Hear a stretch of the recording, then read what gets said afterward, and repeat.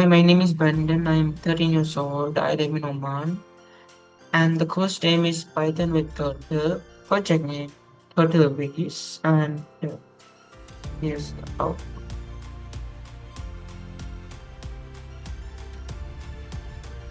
The base structure is made up of 16 lines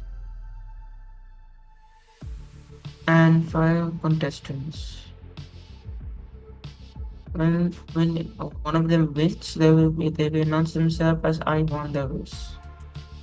Over here, we are creating the turtle. The page color is going to be light blue.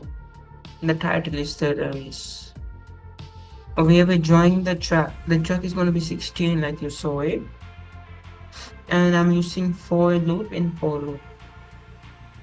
And over here, we're creating the players. 4 players. This first player is John. His turtle is red and he's going to go minus 160 by 100. And I'm going to do this all same for all of them.